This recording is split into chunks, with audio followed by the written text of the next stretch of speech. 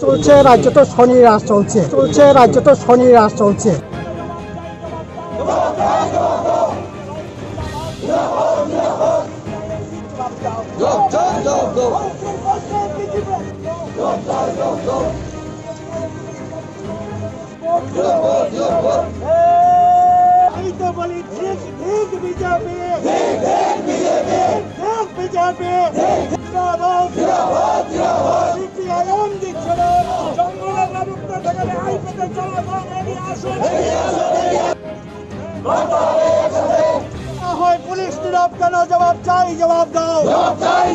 চলছে রাজ্য তো শনি রাজ চলছে।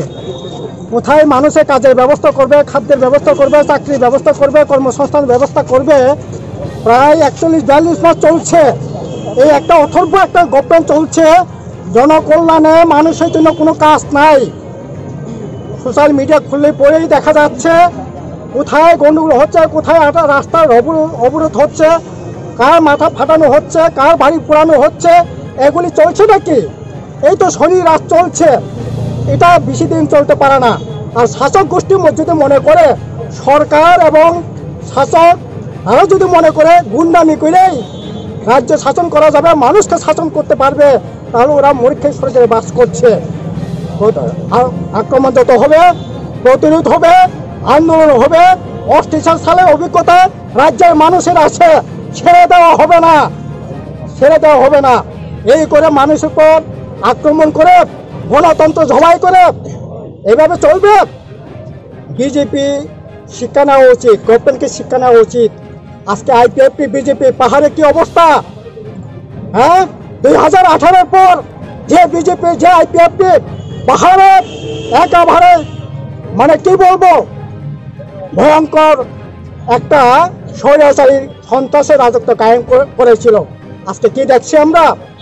এই দশাই হবে সমতল এলাকা রাজ্যেতেও, বিজেপি এই দশাই হবে। কাজে অনুরোধ করব, এটা বন্ধ করো। মানুষ বন্ধ করবে, মানুষই বন্ধ করবে। বিপ্লব দেব স্বরাষ্ট্রমন্ত্রী সম্পূর্ণ চরম ব্যর্থতার পরিচয় দিয়েছে। কাজেই এইরকমভাবে চলতে পারে না। মানুষের কাজ হবে, আরে আপনাদের মন্ত্রী হবে, শান্তি হবে। মানুষের জন্য কি হয়েছে হিসাব দেখ, মানুষের জন্য কি করবেন ঘোষণা করুক।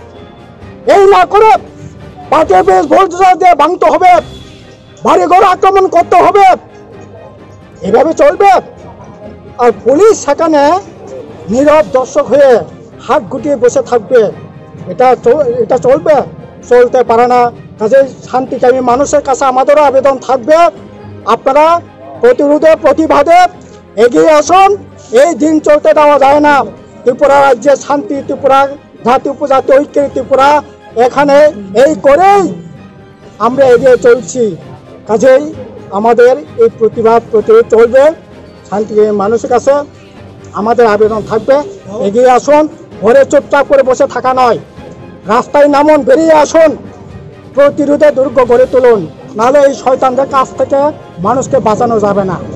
গত 30 তারিখ রাজ্যের মন্ত্রিসভা সম্প্রসারণ করার ঘোষণা দেওয়ার পর এমনিতেও জিরানিয়া মহকুমা এলাকার প্রতিটি বিধানসভা কেন্দ্র এলাকাতে 2018 সাল থেকে চরম সন্ত্রাস চলছে। আমাদের সমস্ত পার্টি অফিসগুলো কোথাও পুড়িয়ে দিয়েছে, কোথাও ভাঙচুর করেছে, কোথাও ভেঙে দিয়েছে। এবং আমরা লক্ষ্য করলাম 30 তারিখ রাত্রে যখন ঘোষিত হয়েছে যে মজলিশপুর বিধানসভা কেন্দ্রে বিধায়ক মন্ত্রী হবে, সেদিন রাত্রেই দেখা গেল যে আমাদের সমর্থক একটা পরিবার, তিনি পার্টির কর্মী, তার সমস্ত ধান ক্ষেত নষ্ট করে দিয়েছেন এবং 3টা বাড়িতে অগ্নিসংযোগ করেছেন। খড়ের গাদাতে অগ্নিসংযোগ করেছেন।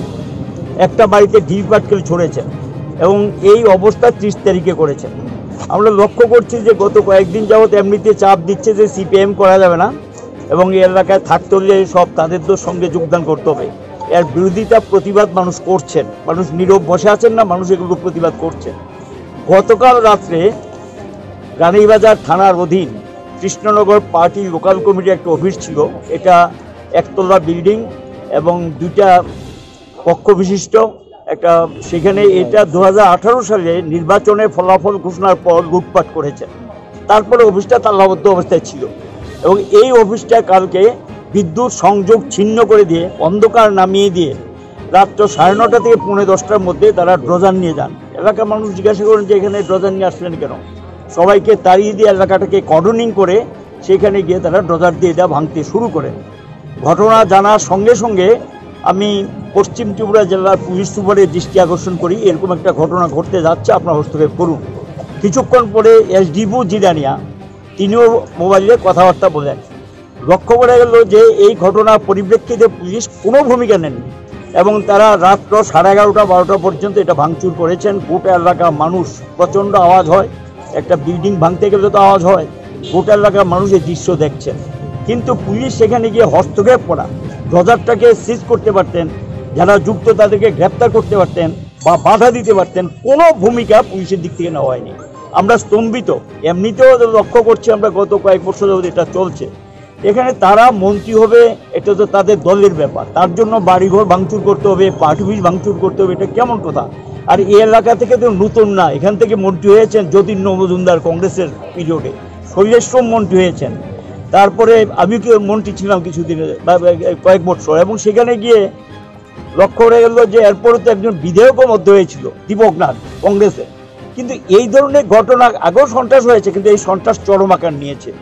এবং আমরা লক্ষ্য করলাম যিনি বিধায়ক মন্ত্রী হয়েছেন ওনার প্ররোচনা ছাড়া এই কাজ হয় আমরা এটা বিশ্বাস করতে পারছি না। কারণ উনি গত কিছুদিন যাবতীয় ওপেন বক্তব্য বলছে সিপিএম কি করে বাড়ি করতে বেরোয়, এটা আপনাদের দেখতে হবে, এইভাবে প্ররোচনা দিয়ে বক্তব্য রাখছেন। এই অবস্থাতে আমরা দেখি যে ছাত্র আন্দোলন কর্মী যখন ছিলেন তিনি তখনও কিন্তু এই জাতীয় ঘটনা টুকটাক এগুলো করতেন, যেগুলো এখন তো একজন বিধায়ক, তার জনগণের প্রতি দায়বদ্ধতা আছে, মন্ত্রী হিসেবে আরও বেশি দায়বদ্ধতা বাড়লো। আইন শৃঙ্খলা রক্ষার দায়িত্ব কিন্তু মন্ত্রীদের। সেখানে গিয়ে এই যে মানে মন্ত্রী যদি সেখানে এই ভূমিকা নেয় এবং তিনি এই এলাকাটাকে কোথায় শান্ত করবেন, পরিস্থিতি স্বাভাবিক করবেন, আইন শৃঙ্খলা ভালো থাকবে, সেটা মন্ত্রী এবং বিধায়কও তাদের দায়িত্বের মধ্যে পড়ে। কিন্তু তা না করে দেখা যাবে এই এলাকার একের পর এক ঘটনা চলছে, এগুলো বন্ধ করার জন্য কোনো ব্যবস্থা তাদের দিক থেকে নেওয়া হচ্ছে না। এটা হলো জনবিচ্ছিন্ন হয়ে এসব তারা করছেন। এখন কালকে রাত্রে ঘটনাটা পরিষ্কার হয়ে গেছে। এমনিতেই আমাদের বিভাগীয় অফিস থেকে আরম্ভ করে এদিকে খয়ারপুর থেকে শুরু করে একবার রাস্তায় কিনারে যে অফিসগুলো আছে সবগুলো বন্ধ, আমরা খুলতে পারছি না। খোলার চেষ্টা আমরা করছি কিন্তু খুলতে দিচ্ছি।